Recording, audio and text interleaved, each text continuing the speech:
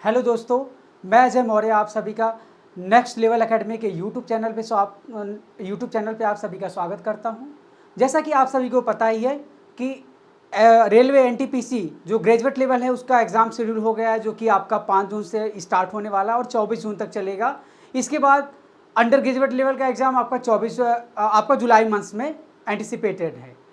और इसके बाद जब हमारा रेलवे का एग्ज़ाम्स एंड हो रहा है, इसके बाद हमारा सीधा सिलेक्शन पोस्ट का नोटिफिकेशन आ गया है, यानी एसएससी द्वारा आपका सिलेक्शन पोस्ट का नोटिफिकेशन आ गया है, जिसका एग्ज़ाम एसएससी ने शेड्यूल किया वो आपका 24 जुलाई से है। इसके बाद हमारा अभी एक हफ्ते बाद ही आपका सीजीएल का नोटिफिकेशन आ जाएगा, एसएससी सीजीएल, जो कि आपका 13 अगस्त इसका शेड्यूल एग्ज़ाम एसएससी ने कैलेंडर में दिया हुआ है। तो मैं आप सभी को बता दूं कि जो मैं एसएससी में जो एसएससी हो चाहे आपका रेलवे का एग्जाम्स हो, जो इसमें जो इंपॉर्टेंट रोल प्ले करता है वो आपका पॉलिटी सेक्शन करता है। पॉलिटी सेक्शन की बात करूँ तो रेलवे में यहाँ से आपको सीधे 5 से 6 क्वेश्चन मिलेंगे, जो कि बहुत ज़्यादा इंपॉर्टेंट होगा। यानी 40 क्वेश्चन के आपके जो जीएस के होंगे उसमें से आपका 5-6 क्वेश्चन बहुत ही ज़्यादा वेटेज रखेगा। और इतनी ज़्यादा जो संख्या नंबर ऑफ स्टूडेंट हैं वहाँ पे एक एक क्वेश्चन या पॉइंट से भी वहाँ पे अगर आपका नंबर्स कम होते, मार्क्स कम होते, तो भी बहुत ज़्यादा आपका इफेक्ट पड़ता है। तो आइए चलिए मैं पॉलिटी सेक्शन की बात करूँ तो अभी मैं जो आपका कॉन्स्टिट्यूशन है, यानी कॉन्स्टिट्यूशन का जो फ्रेमवर्क है या फॉर्मेशन है, जो उसको बनाने में जो स्टार्टिंग के जो चीज़ें हैपन हुई है उसके बारे में बता रहा हूँ। जिसमें से ऑलरेडी हमने दो क्लास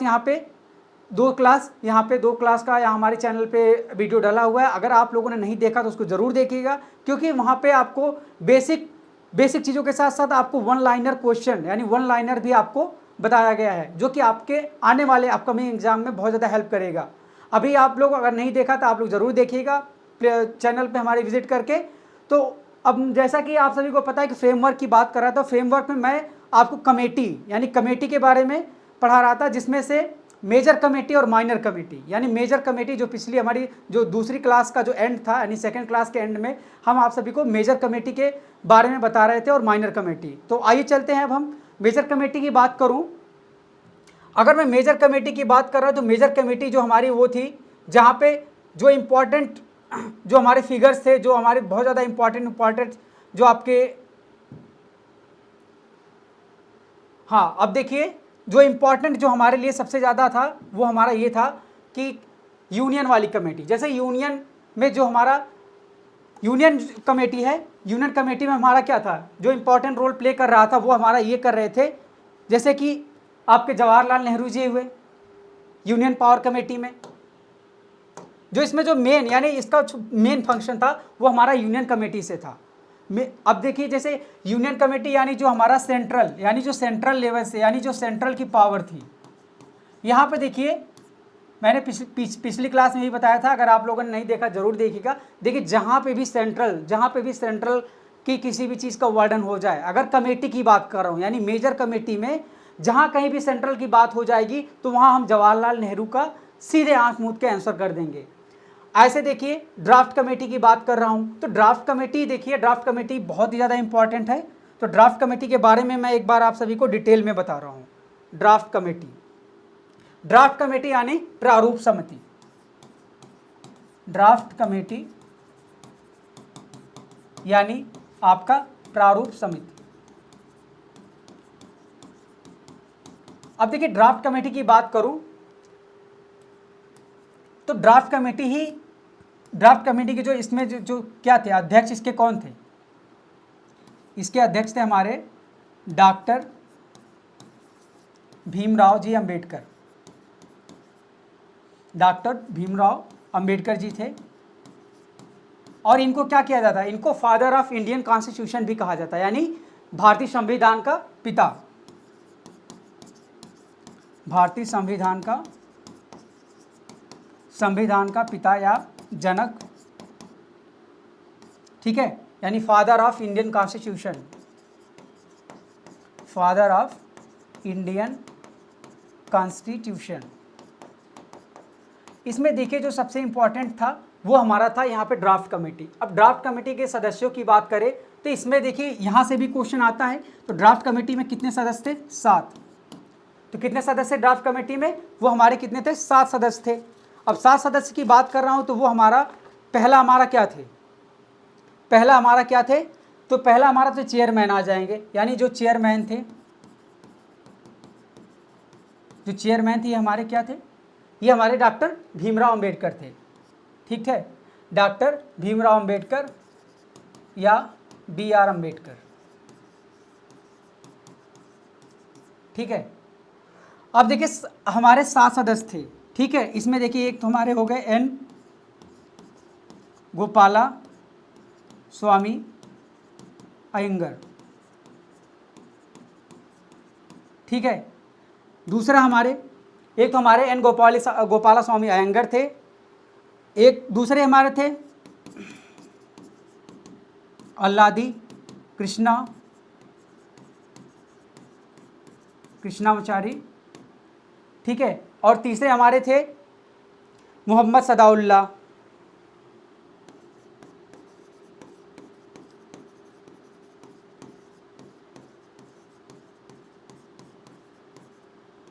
ठीक है, चौथे हमारे थे BL मित्रा। पांचवा हमारे क्या थे, DP खेतान। ठीक है, DP खेतान थे। छठवें हमारे क्या थे, KM मुंशी।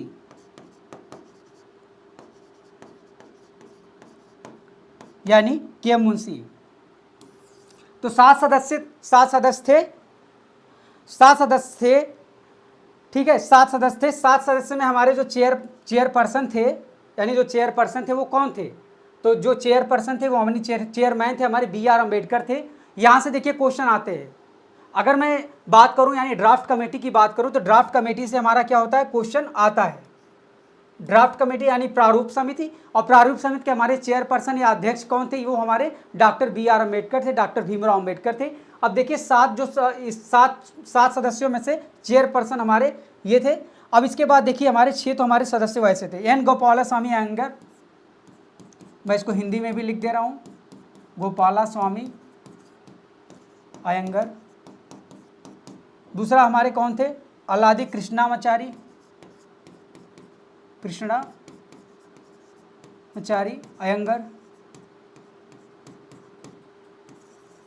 अयंगर। तीसरा हमारे कौन थे, मोहम्मद सदाउल्लाह।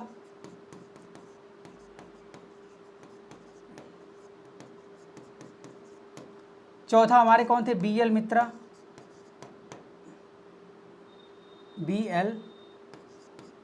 मित्रा। पांचवा हमारे कौन थे, DP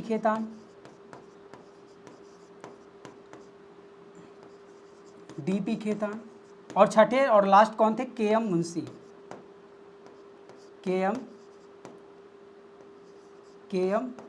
मुंशी। तो यहाँ पे मैंने आपको ड्राफ्ट कमेटी के जो सदस्य थे उसके बारे में बताया। यहाँ से देखिए क्वेश्चन आते इसलिए इसको बताया। यानी ड्राफ्ट कमेटी में हमारे कितने सदस्य थे, टोटल 7 से, यानी 7 सदस्य में एक तो हमारे चेयरपर्सन थे। ठीक है, एक हमारे चेयरमैन थे यानी चेयरपर्सन थे, दूसरे हमारे 6 थे जो सदस्य थे, उसमें गोपाला स्वामी अयंगर हो गए, चाहे हमारे ये सदाउल्लाह हो गए, कृष्णामाचारी हो गए, हमारे BL मित्रा हो गए, DP खेतान या KM मुंशी। अब इसके बाद देखिए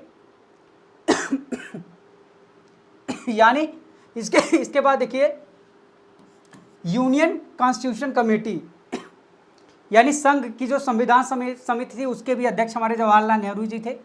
अब इसके बाद देखिए स्टेट कमेटी। अब स्टेट कमेटी में जो नेगोशिएशन थी, यानी जो सौदेबाजी थे, यानी जो भी पावर का जो आपका जो डिवीजन करना था उससे रिलेटेड ये हमारे थे। यानी राज्य समिति में भी वो हमारे जो नेगोशिएशन विद स्टेट, यानी जो राज्य के साथ जो आपका जो शक्तियों का बंटवारा था उसमें थे। अब इसके बाद देखिए हमारा आता है स्टीयरिंग कमेटी। अब स्टीयरिंग कमेटी जो हमारी क्या थी, संचालन समिति, यानी संचालन समिति के हमारे अध्यक्ष थे यहाँ पे राजेंद्र प्रसाद थे। ठीक है, अब देखिए कमेटी जो यहाँ पे रूल्स और प्रोसीजर जो वहाँ पे थे, यानी जो कॉन्स्टिट्यूशन जो हमारा फ्रेमवर्क हो रहा था उसमें जो रूल्स और प्रोसीजर के लिए उसके अध्यक्ष कौन थे, ये भी हमारे राजेंद्र प्रसाद थे। अब इसमें जो सबसे ज़्यादा इम्पॉर्टेंट है, अगर हम यूनियन कमेटी की बात करें, यानी यूनियन कमेटी के बाद अगर कोई सबसे ज़्यादा इम्पॉर्टेंट आता है वो हमारे क्वेश्चन में पूछा जाता है, तो वो हमारा आ गया प्रोविंशियल कमेटी। यानी प्रोविंशियल कमेटी जो हमारे प्रांतीय, यानी जो हमारे प्रांत जो स्टेट्स वगैरह होते हैं उनको यानी जो उनकी जो कमेटी है उसके हमारे अध्यक्ष क्या थे, वल्लभ भाई पटेल जी थे। यानी सरदार वल्लभ भाई पटेल जी थे, जिनको क्या कहा जाता है, लौह पुरुष भी कहा जाता है। अब इसके बाद देखिए, अब इसके अलावा देखिए सबसे ज़्यादा इंपॉर्टेंट अगर आता है देखिए फंडामेंटल राइट, ठीक है। यानी जो फंडामेंटल राइट की जो कमेटी थी, फंडामेंटल जो राइट की कमेटी थी, उसके भी क्या थे, उसके भी अध्यक्ष हमारे क्या थे, वो उस कमेटी के भी हमारे अध्यक्ष वल्लभ भाई पटेल थे। अब चाहे देखिए माइनॉरिटी आ जाए, यानी माइनॉरिटी यानी आप सभी को पता होगा ये हमारे अल्पसंख्यक, और इनके साथ साथ जो ट्राइबल्स यानी जनजातीय लोग थे। यानी जो भी यहाँ पे आपका फंडामेंटल राइट वाला आ गया हमारा सिचुएशन, चाहे हमारी माइनॉरिटी यानी अल्पसंख्यक से रिलेटेड हो जाए, इसके बाद चाहे हमारा आ जाए आपका चाहे ट्राइबल वाला, यानी ट्राइबल या एक्सक्लूडेड एरिया से जो एरिया हमारा इंक्लूड नहीं हो, यानी उन सबसे रिलेटेड हमारा क्या थे, वल्लभ भाई पटेल जी थे। अब इसके बाद देखिए committee on the function of the constitution assembly, यानी संविधान सभा के जो कार्यों की जो समिति थी उसमें कौन थे, यानी संविधान सभा के जो कार्य की जो समिति थी, यानी कार्यप्रणाली को देखने रखने की जो समिति, वो हमारी कौन थे, जीवी मावलंकर थे। अब देखिए जीवी मावलंकर की बात करूं तो आप सभी को पता ही होना चाहिए जीवी मावलंकर कौन थे। ये हमारे फर्स्ट लोकसभा, पहले लोकसभा के क्या थे, अध्यक्ष थे जीवी मावलंकर। यानी गणेश वासुदेव मावलंकर की बात करूं तो ये यहाँ पे संविधान सभा के कार्य की समिति तो थी, साथ में साथ ये हमें क्या थे, हमारे लोकसभा के पहले अध्यक्ष थे, ठीक है। अब इसके देखिए माइनॉरिटी सब कमेटी की बात कर रहा हूँ। अब देखिए ये तो हमारे 8, तो देखिए 8 हमारी मेजर कमेटी थी जिसको कि इम्पॉर्टेंट है, यानी मेजर कमेटी। अब मेजर कमेटी में भी मैंने आप सभी को बता दिया कि एक तो हमारे यूनियन, अगर यूनियन से रिलेटेड कहीं से भी आ जाए तो वहाँ पे हमको सीधे रखना है आपको जवाहरलाल नेहरू को। अब इसके बाद देखिए स्टेट यानी प्रोविंशियल यानी प्रांतों की जब बात आती है तो वहाँ पे हमारे सरदार वल्लभ भाई पटेल जी हैं।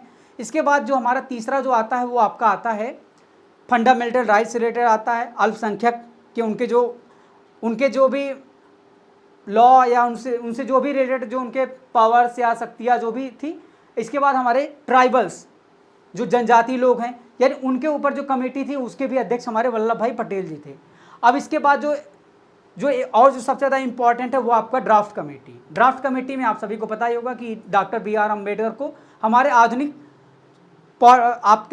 भारतीय संविधान के पिता या जनक कहे जाते हैं, यानी फादर ऑफ इंडियन कॉन्स्टिट्यूशन कहा जाता है।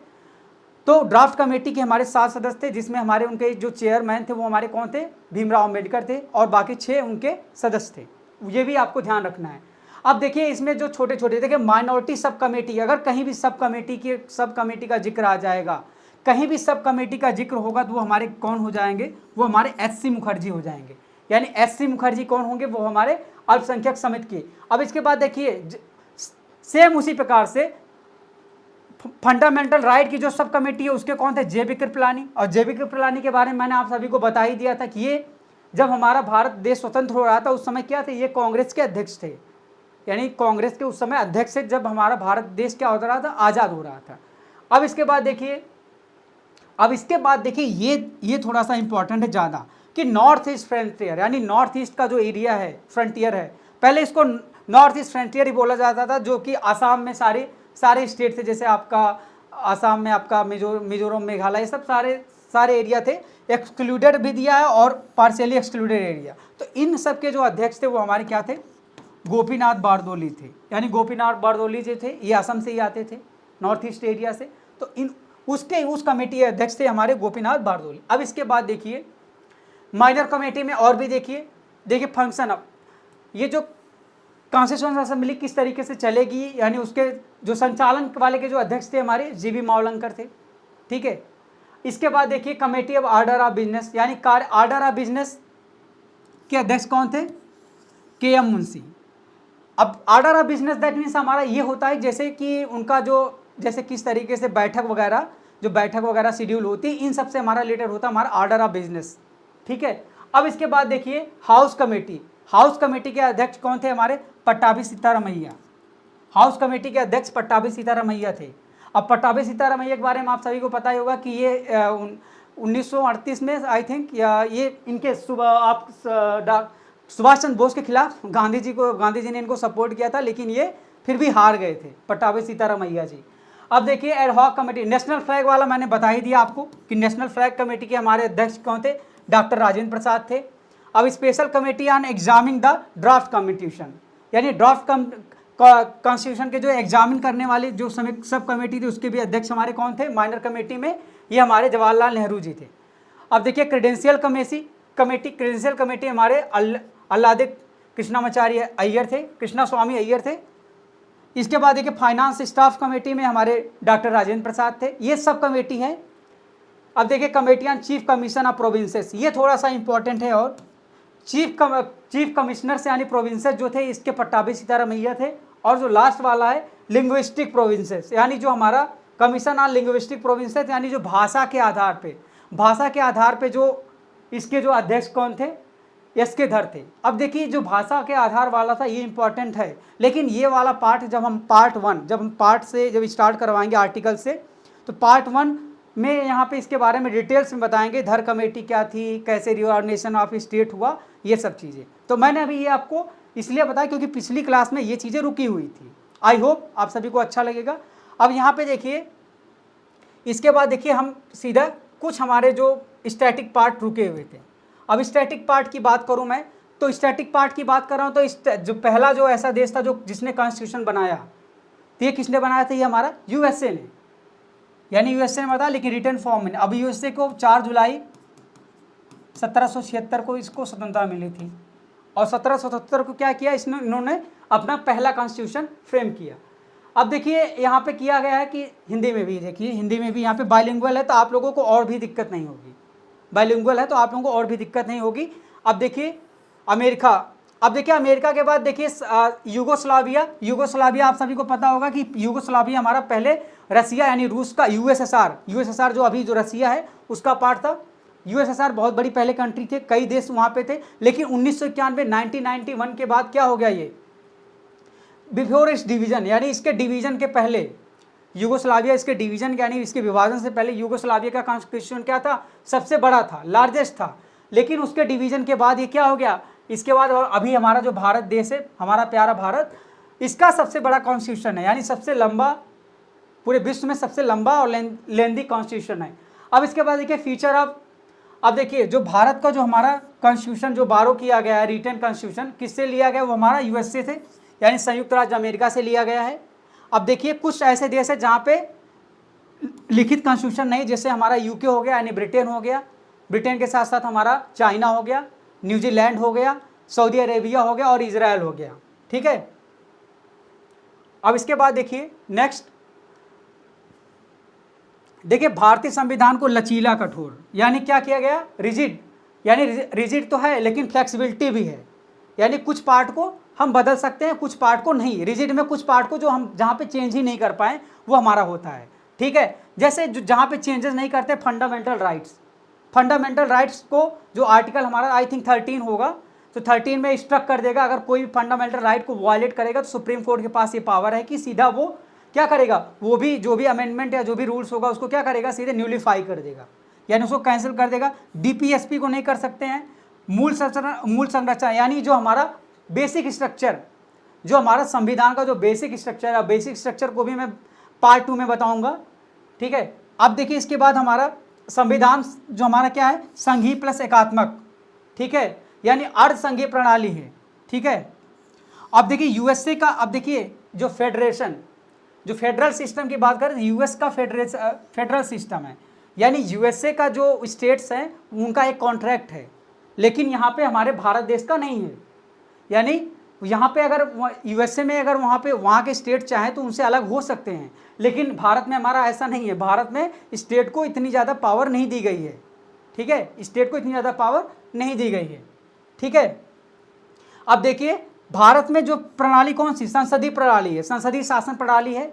और क्या है, इनडायरेक्ट यानी अप्रत्यक्ष लोकतंत्र है। सीधी सी बात, अगर हम जो एमपी और एमएलए चुनते हैं वो हमारा क्या करते हैं, वो हमारी जनता का प्रतिनिधित्व करते हैं। यानी जो भी हम MP यानी जो भी विधायक और सांसद चुनते हैं वही जाके हमारा प्रतिनिधित्व करते हैं। यानी ये हमारा क्या है, इनडायरेक्ट लोकतंत्र है, ठीक है, इनडायरेक्ट डेमोक्रेसी। अब देखिए स्वतंत्र एवं एकीकृत, ठीक है। अब इंटीग्रेटेड जुडिशरी, हमारी जुडिशरी क्या इंटीग्रेटेड है, तो जुडिशरी के बारे में हम बताएंगे, उसका अलग सा ही होगा आपका पार्ट, ठीक है, जिसमें 12, 32 एवं 36, जिसमें आर्टिकल 12, 32 और 36, 136 ये तीनों आर्टिकल्स हैं, उनके बारे में बता रहा है। इसके बाद देखिए federation has nowhere been used in the constitution, कह रहा है कि जो फेडरेशन, देखिए फेडरेशन का हमारा कहीं भी यूज नहीं किया गया है, ठीक है, फेडरेशन का नोवेयर, यानी फेडरेशन का कहीं भी यूज नहीं किया गया है, ठीक है, लेकिन फिर भी फेडरेशन का यूज कहीं भी नहीं किया गया, फिर भी हम फेडरल फॉर्म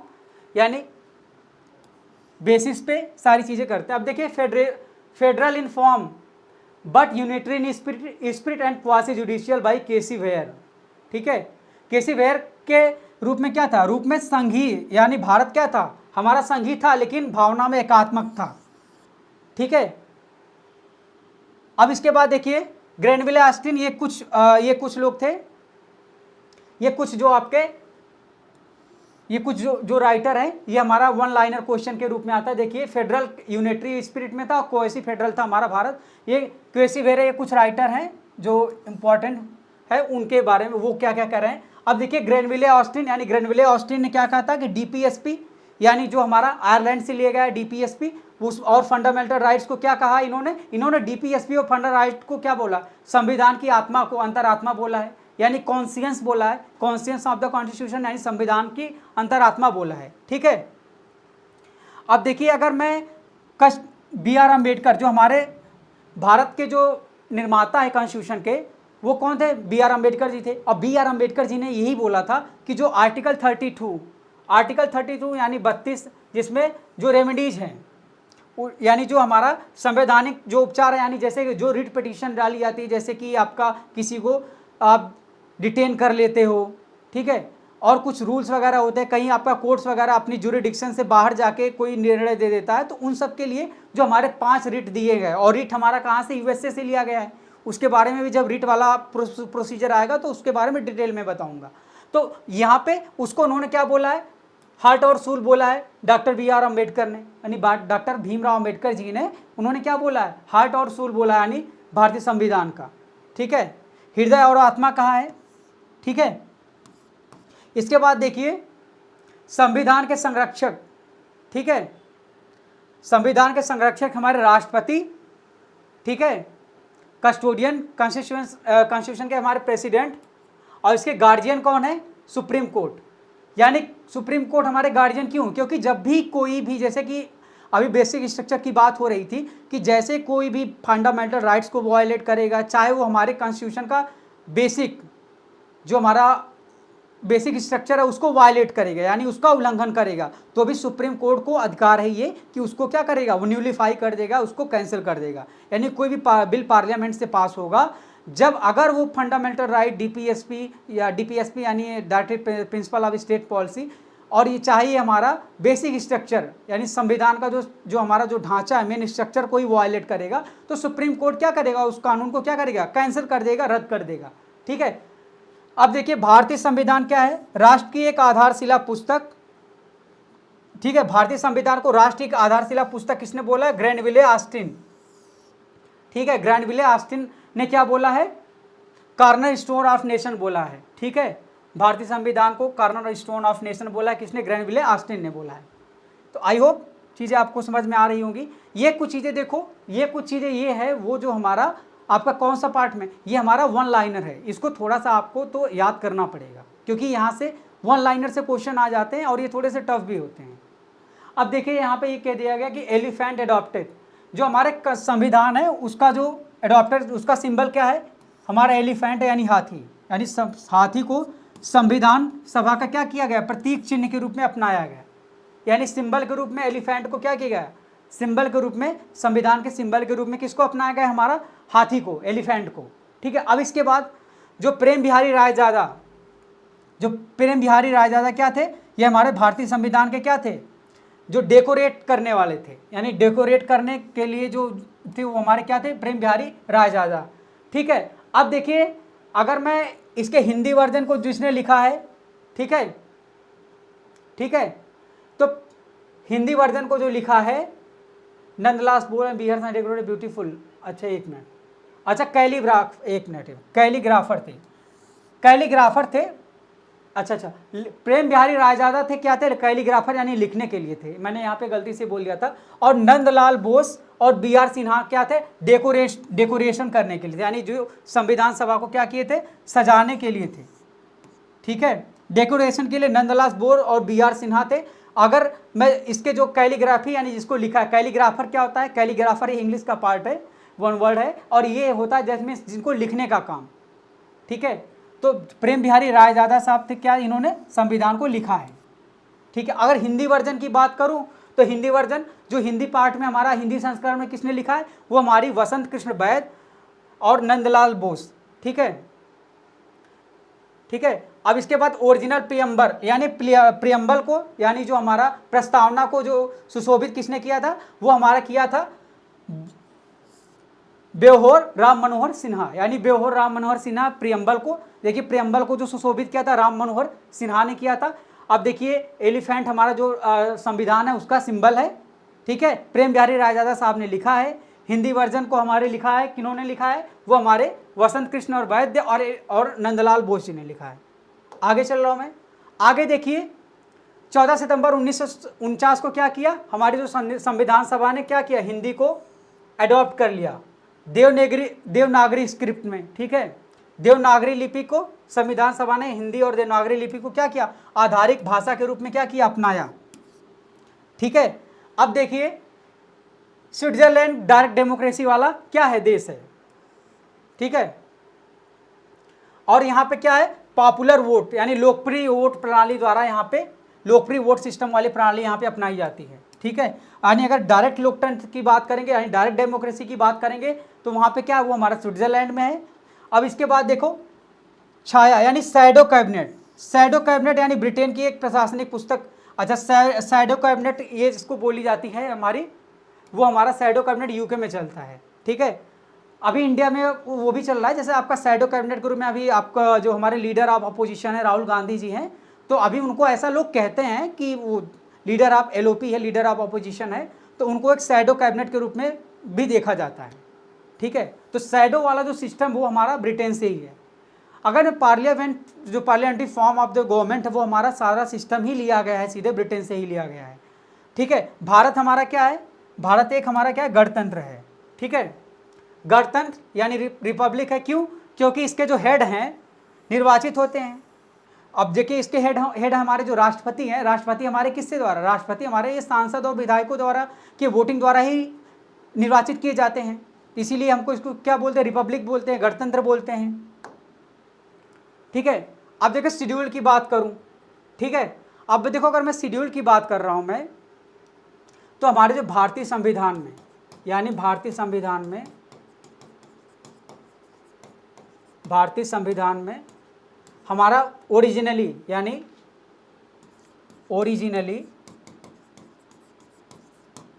395 आर्टिकल यानी अनुच्छेद 12(8) आपकी अनुसूची थी। ठीक है, और 22 इसके क्या थे, भाग थे। ठीक है, लेकिन प्रेजेंट में यानी अभी वर्तमान में कितने हो गए हैं, वर्तमान में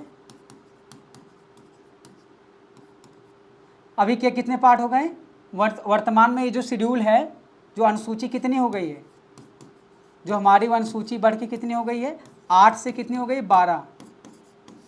ठीक है, 8 से 12 हो गई है, यानी अभी जो 8 जो ओरिजिनली जो 8 यहाँ पे अनुसूची थी वो हमारी 8 अनुसूची कितनी है, यानी 4 अनुसूची बढ़ गई हैं। ठीक है, 4 अनुसूची बढ़ के कितनी हो गई, 12 हो गई।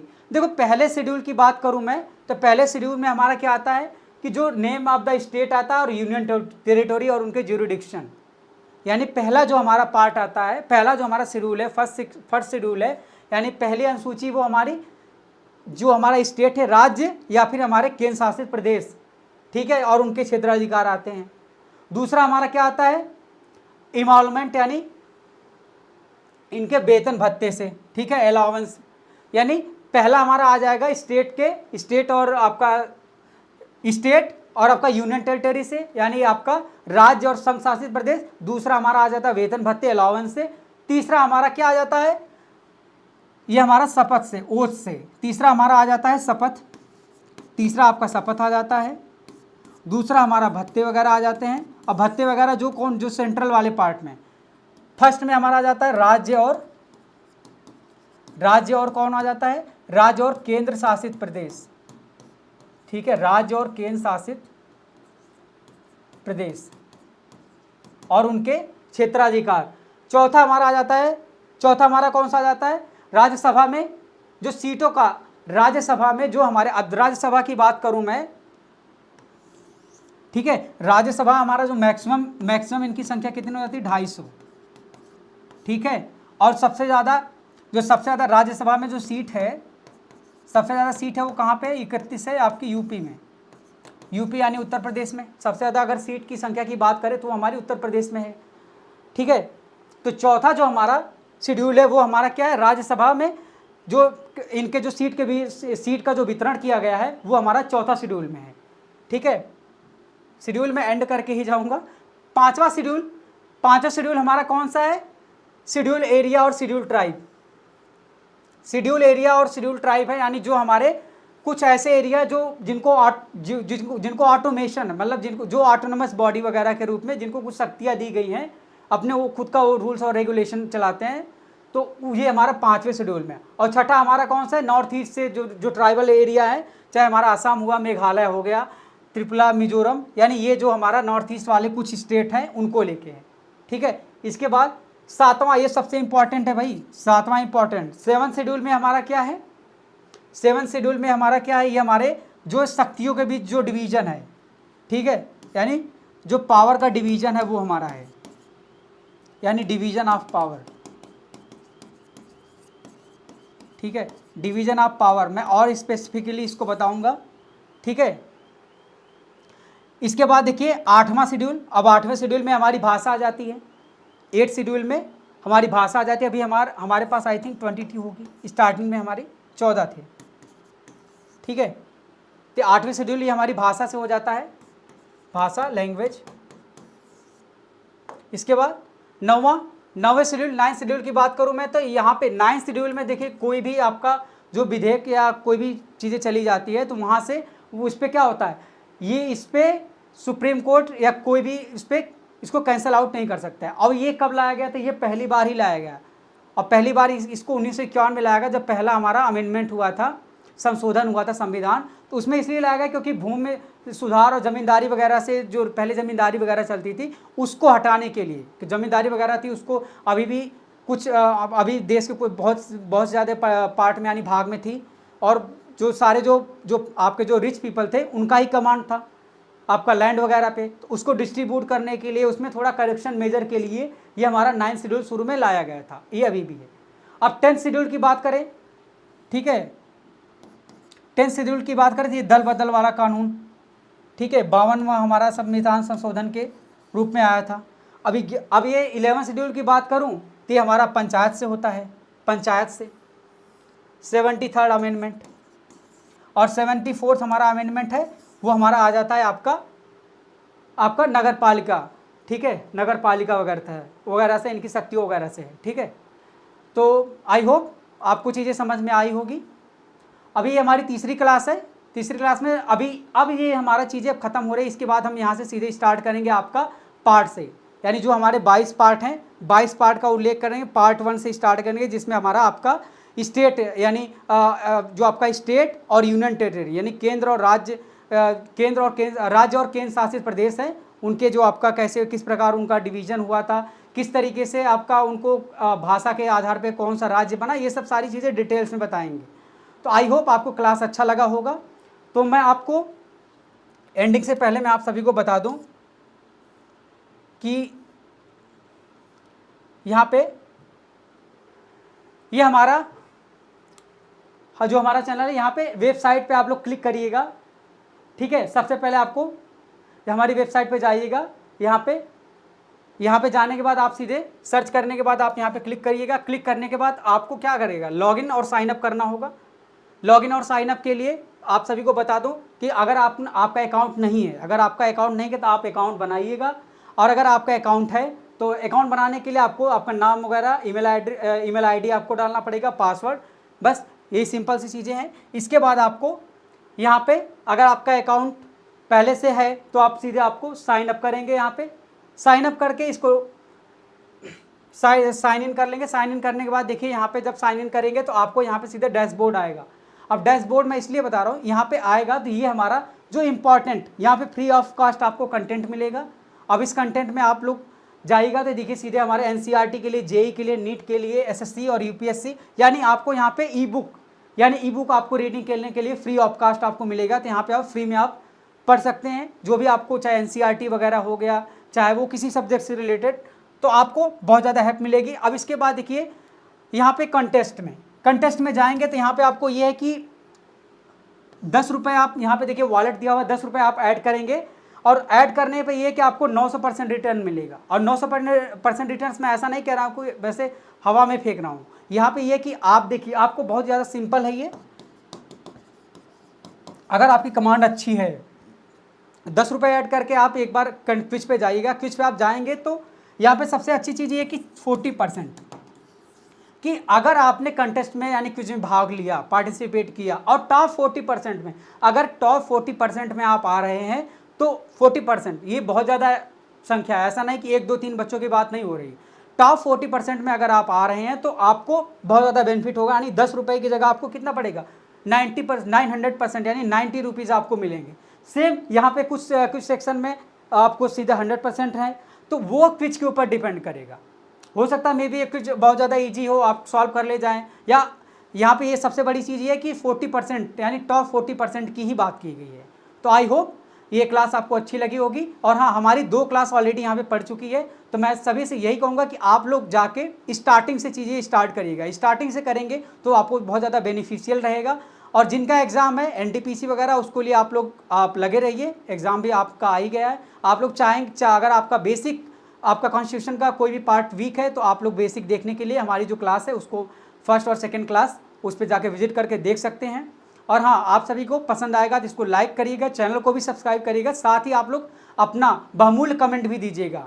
तो बहुमूल्य कमेंट भी दीजिएगा। तो इसी के साथ मैं अपनी क्लास को यहाँ पे एंड कर रहा हूँ। तब तक के लिए आप सभी लोग अपना ध्यान रखिए। नमस्ते, जय हिंद।